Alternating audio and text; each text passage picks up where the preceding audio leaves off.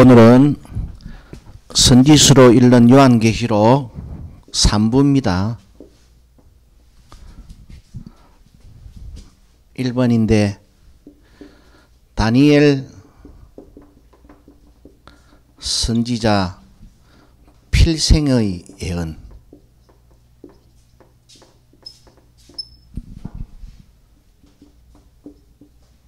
작은 두 뿔의 출현이라는 제목으로 첫 번째 은혜의 시간을 가지도록 하겠습니다. 우리가 다니엘 선지서 9장 23절로부터 27절 말씀까지를 쭉 읽어보면은 그 하나님께서 다니엘 선지자의 간절한 기도에 대해서 이제 응답을 하십니다. 응답을 하시면서 네 민족의 영원한 제사함을 위해서 내가 70일에로 기간을 정했다라고 하면서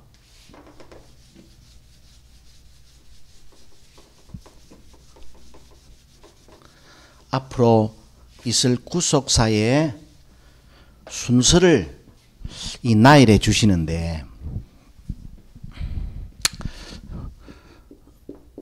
성을 중건하라는 영이 날 때부터 또 거리와 해자를 이룰 때까지 기름 부은 자가 일어나기까지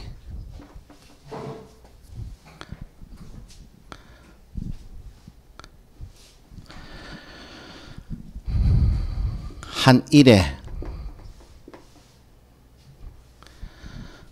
그 다음에 다시 기름 부은 자가 일어나기까지 62일에가 지난다고 했습니다.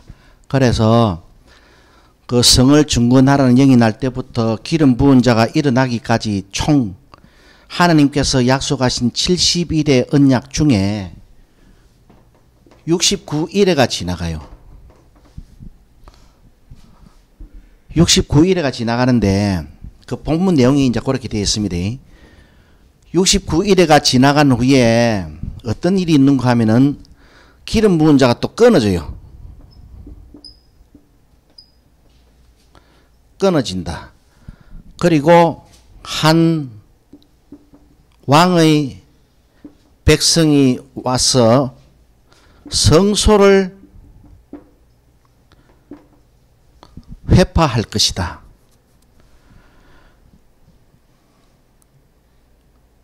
이렇게 말씀을 하시고 나서 그가라고 다니엘 선지서 9장 27절이 보면은 이 많은 논란이 있을 수밖에 없었는데 왜 이렇게 쭉 나가다가 뭐 시간 순서로 나가는 것 같기도 하잖아요. 그리고 또 끊김이 없이 연속적으로 나아가는 것 같기도 하다 아닙니까? 그런데 이제 27절 말씀에 뭐라고 되어 있는가 하면은 그가 한 일해 동안에 언약을 굳게 정하겠고 혼자 정하는 게 아니고 그가 많은 사람으로 더불어 한 일해 동안의 언약을 굳게 정하겠고 그 일해의 절반의 제사와 예물을 금한다라고 말씀을 했어요. 그리고 미운 물건이 잠포하여 날개를 의지하여 설 것인데, 자, 69일에까지 쭉 구속사가 흘러갑니다. 흘러가는데, 그러면은 마지막 한 일에는 어떻습니까? 이 이후에 벌어질 일 아니겠습니까? 그죠? 그런데 그 마지막 한 일에 대해서는 언급함이 없이 그냥 그가 장차 많은 사람으로 더불어 그 일의 절반의 제사와 예물을 금할 것이고 그리고 또한 잠포하여 미운 물건이 날개를 의지하여 설 것이다. 그래서 하나님의 진노가 황폐하게 하는 자에게 이제 쏟아질 것인데 그가 일의 절반,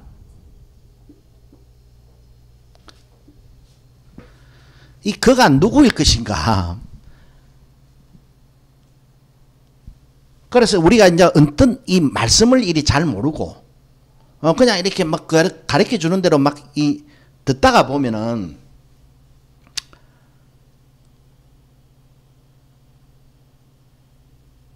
시간 순서로 되는 것 같다가 보니까 일이 끊어짐이 없이 이 일의 절반이 됐으니까 마지막 남은 한 일이 아닙니까? 그 일의 절반에 그러니까 이게 27절 말씀이 마지막 한 일회를 말하고 있는 게 틀림이 없어요.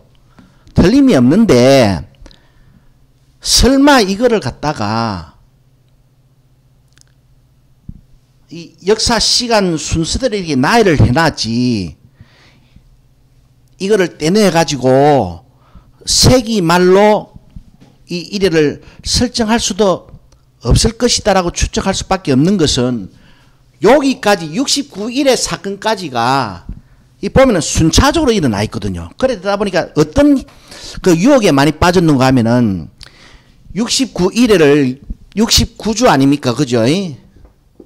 69주고 한 주가 7일 아닙니까? 그럼 69주 곱하기 7 하면은 483이 나와요.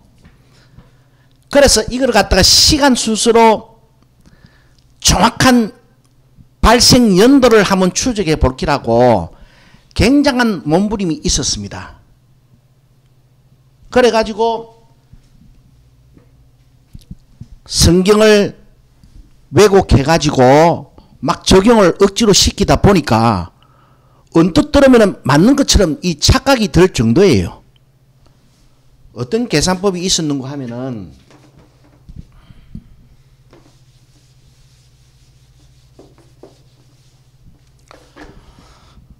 성을 중건하라는 영을 갖다가 언제로 잡을 것이냐. 그죠? 그런데 이 계산을, 이 성경을 잘 모르고 언뜻 이 계산을 하다 보면은요, 기가 막히게 이 연도가 맞아졌어요. 그렇게 연도 계산을 치중하는 사람들은 또 어떤 누를 범했는고 하면은, 그 우리가 에스겔 선지서 그 4장인가 거기 보면은 5절 말씀에 하나님께서 에스겔 선지자를 불러 세우셔가지고 이스라엘 백성의 죄를 담당하는 상징적인 행위를 하게 하시잖아요.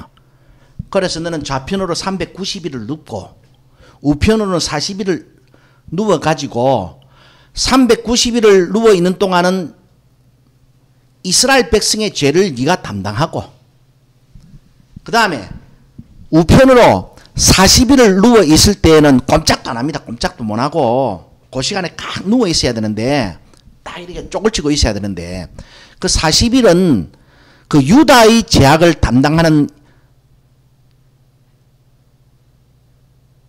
의미가 있다라고 말씀을 하시면서 대신에 390일, 40일을 좌우로 누워 있는데 1일을 내가 1년으로 계산해 줄게. 이제 그렇게 말씀을 했던 겁니다. 그 성경에 보면은 1일이 1년이라는 말이 딱 나와요. 그러다 보니까 이 연도에 막 치중해가지고 막 이걸 갖다가 숫자풀이를 어떻게 풀어보려고 했던 사람들이 이 계산법을 딱 가지고 와가지고 69주 곱하기 한 주가 7이니까 7날이니까 7일이니까 7을 곱하면 481이 안 나옵니까? 그죠? 그래 483일을 483년으로 이제 어거지로 끼워 맞춰낸 거예요. 끼워 맞춰내가지고 성을 중건하라는 영을 갖다가 어디로 맞췄는가 하면은 에스라 성경에 보면은 4장입니다. 4절과 13절, 7절과 13절을 보게 되면은요, 하나님께서 에스라를 이제 고향 땅으로 이제 돌려보내어 주십니다. 그래서 에스라가 페르시아 제국의 그 관리로 있다가 고국으로 포로기한민들을 같이 데리고 와가지고 율법 회복 운동을 한다 아닙니까? 그죠? 그래 그 성경에 보면은 4장 7절과 13절에 보면은 이제 그 다리오 왕이 조서를 반포합니다. 여기 포로되어 와서 정착해서 살고 있는 이스라엘 백성들이요, 내가 이제 조서를 딱 내리는데 너희는 고향 땅으로 돌아가도 좋아.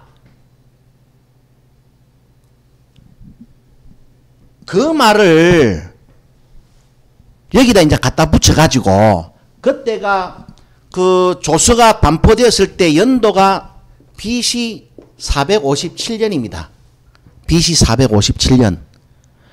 여기다가 69일에 69주 곱하기 7일 하면은 483일. 그래서 1일은 1년이다. 이래가지고 지구들 마음대로 법을 정한 거예요. 하나님께서 앞으로 그 모든 그 성경의 숫자를 갖다가 1일은 연으로 계산해라고 말한 적이 없는데, 그 희한하게 이 문구를 하나를 들고 와가지고 483년을 여기 딱 더하니까 언제가 딱 되는가 하면 AD 27년 예수님이 요단 강가에서 세례 요한에게 세례를 받으시는 연도하고 딱 일치가 된 거예요. 예? 기가 막히게. 그 누가복음 3장 1절에 보면은 디베라 가이사가 즉위한 지 15년이 되었을 때, 그러니까 그 사람이 왕위에 올라가지고 재위 기간이 15년이 흘러갔다는 말이에요.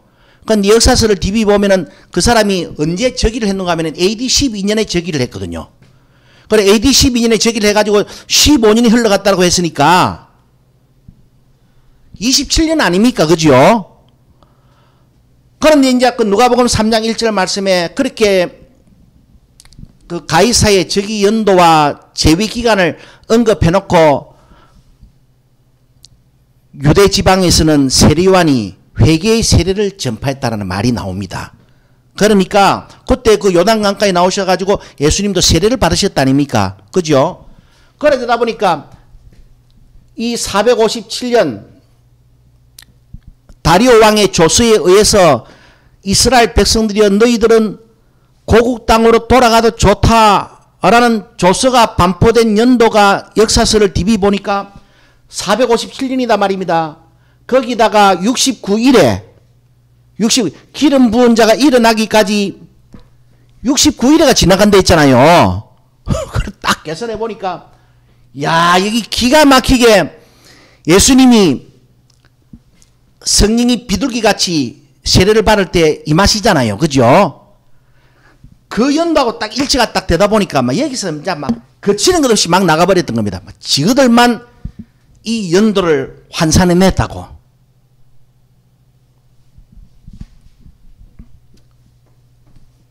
그래가지고 요렇게 해석을 한 사람들이 요 27절의 그가를 누구로 해석을 했는가 하면 예수 그리스도로 해석을 했어요. 예수 그리스도로. 예? 여기서는 문맥상요, 여러분이 눈 닦고 다시 거듭 100번을 읽어봐도 여기서 그가는요 한 왕을 지칭하고 있습니다. 왜? 자, 69일에가 지나가기가 기름 부은 자가 일어나기까지 69일에가 지나가는데 그 다음에 어떤 일이 있는가 하면 기름 부은 자가 다시 끊어지고 한 왕의 백성이 와서 성소를 회판되는데 이 한 왕의 백성이 와서 성소를, 이게 AD 70년 사건 아닙니까? 디도 장군, 로마 황제의 명령을 받은 디도 장군이 예루살렘으로 진격해 들어와 가지고 돌 위에 돌 하나도 남기지 않고 다 때려 뽑아버리잖아요. 그리고 이스라엘 백성들은 전부 다 그건 삽으로 퍼가지고 지중해 바다까지 다 던져버리래가지고 전부 다 노예로 다 팔아버린다 아닙니까? 진짜 비극적인 날인데 27절에 그가는요 문맥상 무조건 이 한 왕을 지칭하고 있습니다. 한 왕을. 그런데 이제 이렇게 연도를 계산해냈던 사람들은 너무나 신바람이 나가지고 이제 막 나갔는데, 그래서 예수님이 일의 절반에 7년 중에 마지막 한 일회가 7일이고, 그죠? 한 일회가 7일이고 일주일이고 그 다음에 1일 있고로 1년 하니까 27년 아닙니까?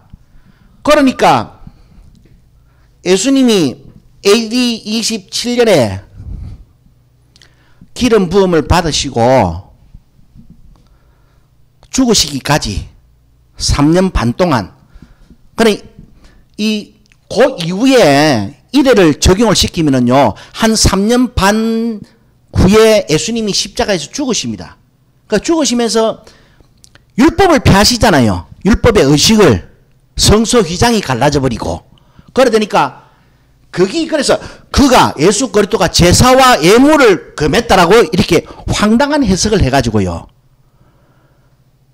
지그들만 그렇게 삼천리로 빠져보면 상관이 없는데, 삼천포로 빠져버리면 상관이 없는데, 그 해석법이 많은 사람들한테, 앞뒤를 모르는 사람들한테 굉장히 자극을 줘가지고 말입니다. 이후에 요한계시록에 보면은 42달이 나오고 1260일이 나오고 한다 아닙니까? 그 1260일과 42달이 결국에는 3년 반이거든요. 3년 6개월이거든요.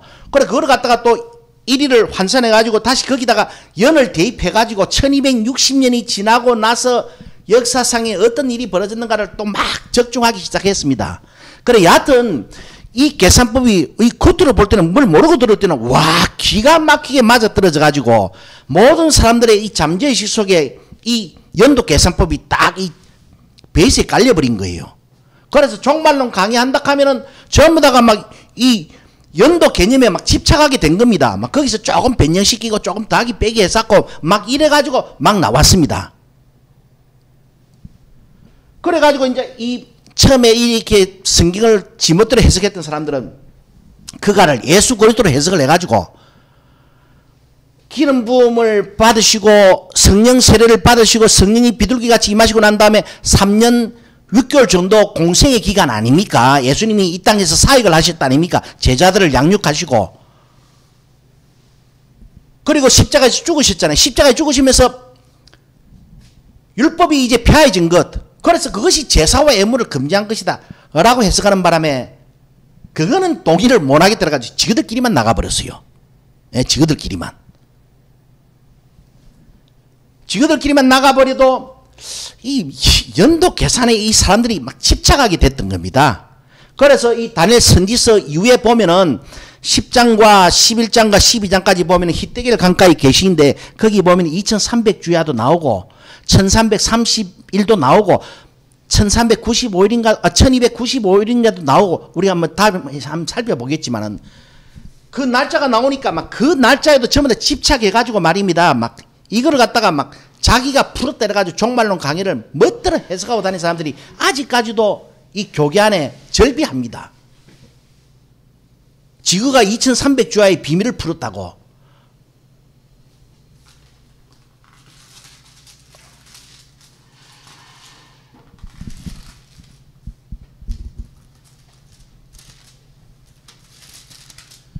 다니엘 선지서가 이렇게 마치는데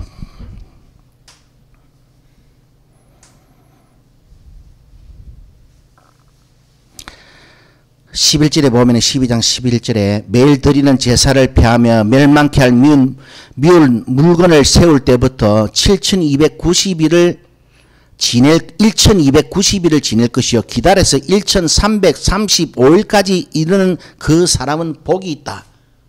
1290일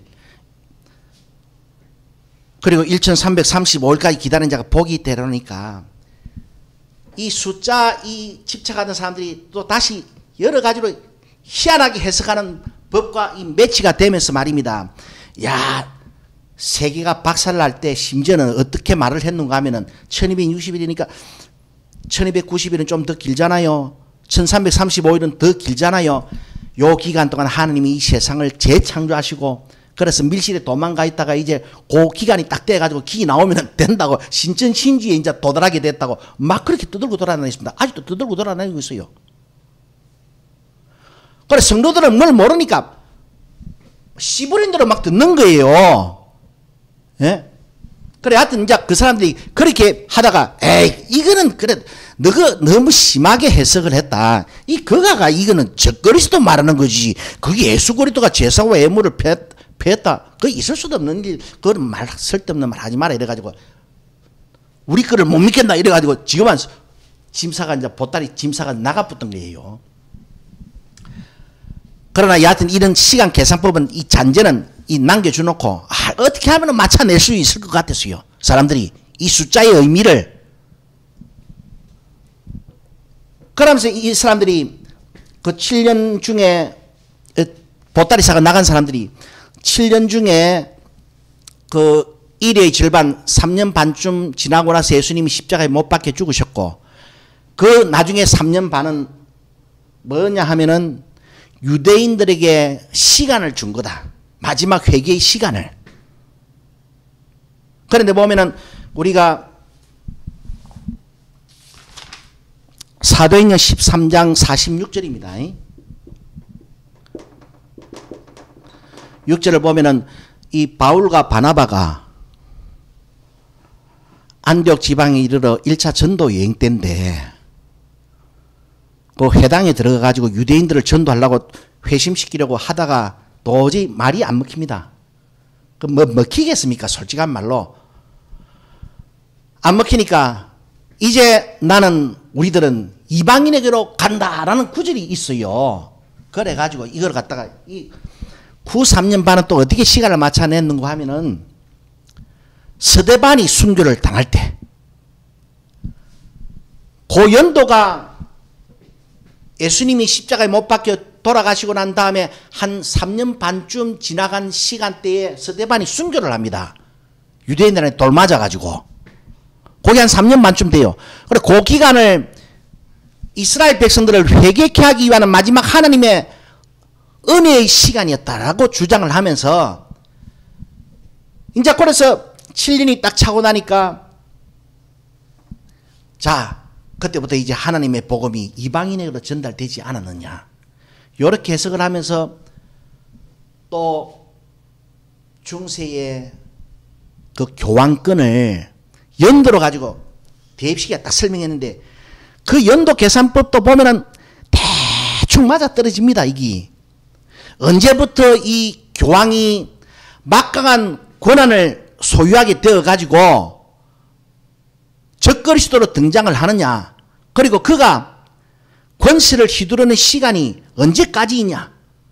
우리가 보면은 1798년도에 그 나폴레옹의 그 수하 장군이 그 당대 교황을 갖다가 시리 가다 가지고 저자 변방에 그 시골 농막에다 끌어가지고 처박아 넣어놓고 밥도 안 주고 지 받고 구박하고 그러다가 거기 화병이 도저가 그 뒤져붙거든요. 그중까지 막 천하를 호령하다가 차우세스크의 몰락보다도 더 심각했습니다. 그 당시에. 차우세스크 그 루마니아의 독재자가 그 동구 유럽이 그 뭡니까 공산주의에서 민주주의로 막 바뀔 때 혁명이 막 일어났잖아요. 그때 그 민중들한테 그 차우세스크가 잡혀가지고 그 전까지는 독재자로 있다가 하루아침에 그 다음날 이튿날에 잡혀와가지고 총살 당한다 아닙니까? 그럼 카다피 보세요. 리비아의 카다피.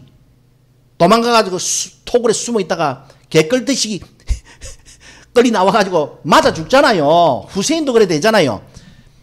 그 1798년도에 그 정말로 그 끔찍한 사건이 있은 그때를 이 교황권의 1260일 또 성경에 보면 요한계시록 1260일이 나오니까 그게 정확하게 42달이고 3년 6개월이거든요. 그러니까 전 3년 반, 후 3년 반. 그래가지고 1798년도까지가 1260년이 차는 시간이었다. 이래가지고 여기도 껴 맞춰보고 저기도 껴 맞춰가지고 아유 막 얼마나 머리를 복잡하게 했는지 몰라요. 내가 이 시간 계산법을 이 최초로 끄집어냈던 사람들의 이 우매함에 대해서는 두 가지만 딱 지적을 하고 막 요거는 이야기를 이제 안 하도록 하겠습니다. 야들은 이때가 성전 중건하라는 영이 난 날로 죽어보자고 주장을 하는데 여러분 이때가 457년 맞기는 맞습니다. 이 조서가 반포되었을 때가 그런데 성을 중건하라는 영은요, 역사적으로 기원전 538년도에 일어났습니다. 고레스 대왕의 칙령에 의해 가지고 이스라엘 백성들이 바벨론에서 포로기한하는 그 횟수가 3차에 걸쳐서 이루어지잖아요. 538년도에 1차 포로기한, 2차 포로기한이 457년, 3차 포로기한이 444년입니다. 1차 포로기한을 주도했던 사람이 학개와 스가랴 선지자고 스룹바벨과 여호수아 대제사장이고, 2차 포로기한을 주장했던 사람이 에스라, 학사 에스라 아닙니까? 3차 포로기한을 주장했던 사람이, 주동했던 사람이, 리드했던 사람이 지도자가 느헤미야입니다. 느헤미야. 그래 이때는 포로지로 너가 고향 땅으로 돌아가도 좋다는 조서였지 가서 성을 중건하는 조서가 내려진 적이 없습니다. 진짜 성을 중건하라는 영은 역사적으로 정확하게 기원전 538년경이에요. 537년인가 538년인가 그렇습니다. 고레스 대왕이 1차 포로 기한민들에게 너 이제 돌아가가지고 성전 멋지게 지어가지고 너 예배하고 싶은 만큼 예배도 좋다는 칙령을 반포한다 아닙니까? 그래 이 얼마나 엉터리입니까? 그리고 이방인의 때가 이제 그저 유대인에게 주어졌던 회개의 시간이 이제 스데반의 순교로 끝마쳐졌다 하면서 이 사도행전 13장 46절에 바울과 바나바가 먼지를 팍 틀면서 나는 이제는 이방인으로 향한다. 봐라. 그래 되어 있지만 이거는 AD 한 48년도경에 바울과 바나바가 1차 전도 여행 다닐 때 일입니다. 이거는 스데반 순교할 때하고 이 AD 48년 이 본문의 이 시간은요 15년의 차이가 있어요. 그러나 이거 설명해줘도 죽어도 안 듣습니다. 그 듣는 사람들은 무식해가지고요. 지금 선생님이 막 그렇게 가르쳐 줬다는 거 하나만 믿고 끝까지 죽을 때까지 지금 한 200년을 우기고 있습니다. 그놈들이.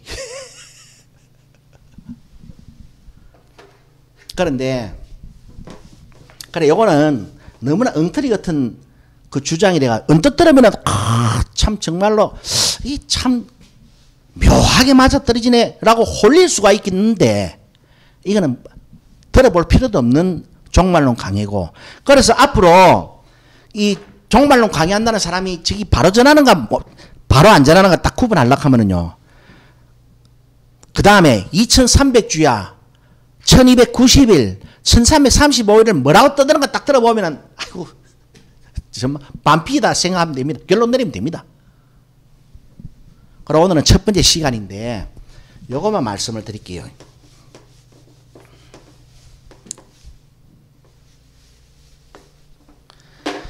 이 그가는 문맥상으로는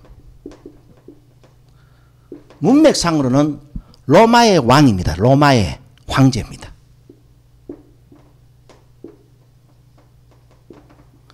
로마의 황제인데 우리가 중세 시대에 종교개혁이 1517년도에 일어났잖아요. 그 역사도 조금 알아야 됩니다. 지 혼자 멋대로 떠들지 말고 1517년도에 일어났는데 그 당시 이 개혁주의 신앙을 가지고 있는 사람들 그러니까 이 로마 교회의 이 강요하는 이 신학은 전부 다 엉터리다. 모조리다. 이단이다. 라고 종교개혁을 부르짖던 그 모든 사람들에게 공통된 인식이 하나 있었는데 저 그리스도는 저 교황 저놈이다. 전부 다 일치된 의견을 보았습니다. 심지어 만유 인력을 주장했던 그 아이작 뉴턴인가 하는 그 영국 사람 있잖아요. 그 사람조차도 이 성경의 저 그리스도는 저놈이야 라고 다 전부 다 지칭을 했습니다. 그래 되다 보니까 그 당시에 이제 로마 교회 교황권이 무너져 내려가면서 종교개혁으로 말미암아가지고 이제 새로 개신교도들이 막 이제 유럽에서 들풀처럼 막 자라나잖아요. 과도기에 막 그때 전쟁이 얼마나 격심했습니까? 이거는 보통 전쟁이 아닙니다. 유럽 대륙 전체가 막 전쟁에 입사했어요. 신구 교도 간에 구교도가 로마 교회 카톨릭 그러니까 저 교황의 치하에 있는 사람들이고 이제 거기서 빠져나온 사람들이 개신교도들 아닙니까? 한 200년 정도를요, 피 터지게 싸움을 합니다. 막 서로가 막 잡아 죽여버립니다. 이거는 광주 이 학살 정도가 아니에요, 이거는. 버마에 지금 뭐 군부가 다시 재집권을 해가지고 아웅산 수지를 뭐 가택 연금시키고 뭐 난리지기고 막 쏴 죽이고 깔아 죽이고 그래 샀잖아요. 그거는 비교도 안 됩니다. 한 200년간을 1517년도 이후에 서로가 막 오늘 돌격 이래버리면요, 막 떼거지로 구교도들이 신교도들을 핍박했고, 신교도가 이때다 반격을 딱 명령하면은요, 칼빈이 예를 들어 명령한다 아닙니까? 막 이날에 조져버리자 이런 부분으로 전부 다 가가지고 막 죽창으로 막 사정없이 찔러 짓습니다. 엄청난 피비린내가 온 유럽을 들쑤셨어요. 우리는 다 잊어버리고 있는데. 그런데 1517년도에 그 당시만 하더라도 이 개신교도들 이 모든 사람들의 마음속에는 적그리스도야말로 저 교황 전엄이다 라고 일치된 의견을 보고 있었는데 가만 맞는 것 같거든. 그러니까 사실은 그 오늘날 이 종말론 강의를 한다면서 7년 환란 주장하는 사람들이 있잖아요. 요한계시록에 여러분 다시 한번 기억해 보십시오. 7년이라는 말이 나옵니까? 말 안 나오잖아요. 42달이라는 말은 나오고 1260일이라는 말은 나옵니다. 예? 7년이라는 말은 절대로 성경에 요한계시록에 안 나옵니다. 그런데 왜 이 7년 대환란 이래가지고 공중 휴거 14만 4천 휴거 적그리스도 정부가 말세에 들어서고 하는 그런 그 요사스러운 요한계시록이 막 아직까지도 지금 서울 장안에 가면은요 막 다 그렇게 해석합니다. 종말론 강의한다는 놈들이. 그래 그게 자 보십시오. 구속사가 쭉 흘러가고 있는 데서 기름 문자가 끊어졌잖아요. 그런데 마지막 한 일회를 69일에까지는 쭉 순서대로 흘러왔잖아요. 연도는 일치하지 않아도. 그래 연도 가지고 이 하나님의 71일을 계산하려고 하면 절대로 이래 들어도 저래 들어도 저같이 조금 아는 사람한테는 바로 오차가 딱 잡혀 나옵니다. 그런데 이 마지막 한 일회가 생뚱하게 딱 나와 있으니까 왜 이 세기 말로 던져져 가지고 7년 대환란에는 공포 소설을 쓰게 되었는가? 가공할 무협 소설을 쓰게 되었는가? 공상과학 소설을 쓰게 되었는가? 그 당시에 그 종교 개혁이 일어났을 때 모든 이 개신교도들이 일치된 의견으로 저놈 적그리스도 막 그래서 하니까 그 로마 교회를 수호하는 이 교리 집단이 있습니다. 예수회라고 여러분 들어보셨지요? 예수회에 걸출한 신학자 둘이서 이 지금 우리한테 화살이 돌아오는 적그리스도라는 이 오명을 회피하기 위해서 그 사람들이 이 마지막 한 일을 역사에서 떼내가지고 세기말로 던져버렸던 겁니다. 관심을. 그 앞에 대놓고 교황 보고 적그리스도라 못하게 하려고. 그것이 미래적 해석법이라는 것인데 자기들의 이 교권을 수호하기 위해서 그 신학을 이제 개발한 거예요. 그 두 놈이 걸출한 신학자 둘이서. 그래가지고 이제 그때부터 이것이 교회 안에 막 이 종말론 강의에 막 섞여 들어오다 보니까, 예? 거기서 이제 세기 말에 1992년도 이후에 뭐 공중으로 들림받고 그때 적그리스도 정부가 나오고 바코드 숫자가 나와가 사람 이마와 손에 표 팍팍팍팍 치고 표 안 맞는 사람은 다 때리 죽여버리고 그러니까 막 표를 주고도 받지 말고 막 굶어 죽을 뻔 했었고 막 그래서 하잖아요. 요한계시록 강의한다면서. 그래 그게 그런 영향 하에서 그런 기초 하에서 이렇게 7년 대환란이 세기 말로 이렇게 던져져 버렸는데 이 시간이 지나다 보니 이게 정설로 받아들여져 버린 거예요. 그래 종말론 강의한다 하면 전부 다 이렇게 세기 말로 7년 대환란에는 가공할 소설을 이제 쓰기 시작했던 겁니다. 요한계시록에는 절대로 7년의 말이 없습니다. 그리고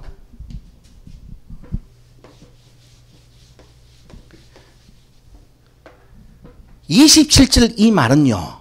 27절 이 말은 사실은 제가 제목을 어떻게 정했습니까? 문맥상으로는 로마 황제 맞습니다.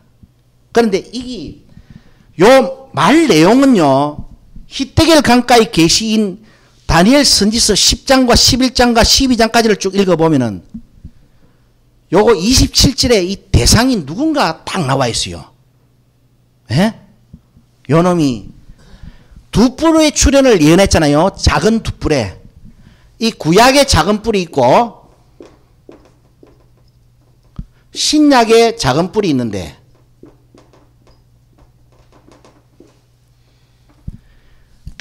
뭐나 여기서 이 예언의 중첩성이라고 해야 될런지 이 정말로 절묘한데 이거는 분명히 마지막 한 일에는 로마의 수장을 가리키고 있는 게 틀림없습니다. 문맥상으로. 그렇기 때문에 요한계시록에서 13장에 보면은 바다에서 올라오는 그 짐승이 42달 일할 권세를 받는다라고 딱 이거하고 혼용되게 딱 이야기해놨잖아요. 그래서 사실은 여기서 막 결론적으로 제가 말씀을 드리면은 이 27절 이 말씀 한 구절에서 하나님께서는 다니엘 선지자를 통해서 구약의 작은 뿔을 통해서 신약의 작은 뿔을 예언하고 있습니다.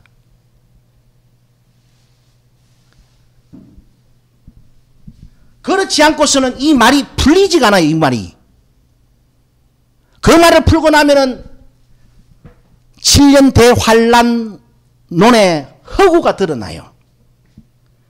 우리가 그 같은 선지서의 한 말씀 한 구절을 가지고 초림과 재림을 동시에 딱 예언하고 있는 구절들이 굉장히 많이 있습니다.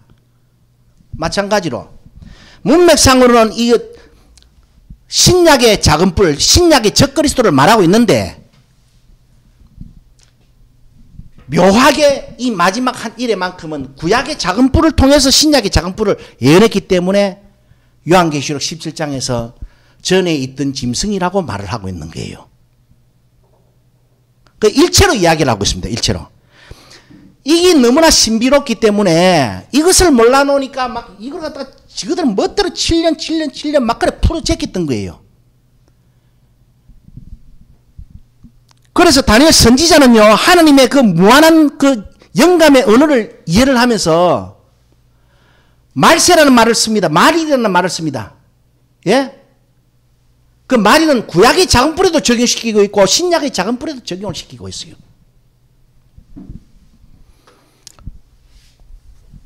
오늘은 3부 첫 번째 시간인데 여기서 일단은 그 마치고 다음 시간에 이제 계속할 건데 한 가지만 제가 말씀을 드리고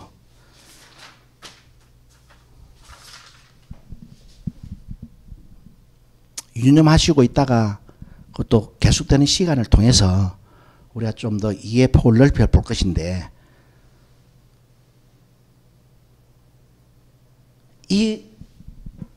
이만큼 예언을 하고 있는데 이 구약의 작은 뿔은요 370년 후에 다니엘 선지자가 히데겔 강가의 계시를 딱 예언하고 난 다음에 370년 후에 그대로 역사상에 이놈이 등장을 딱 그런 모습으로 그런 정책으로 그런 활동으로 딱 나타나는 것을 갖다가 딱 앞에서 보는 것만 주로 다니엘 선지서 11장과 12장 10장에서부터 쫙 열거를 하고 있습니다. 그거 읽어보면은요, 야 370년 후에 이 등장할 이 구약의 적그리스도, 구약의 작은 뿔을 이렇게 소상하게 예언을 할 수 있을 것인가? 여기서 우리는 감탄을 금할 길이 없습니다. 정말로 읽어보면은요, 기가 막힙니다.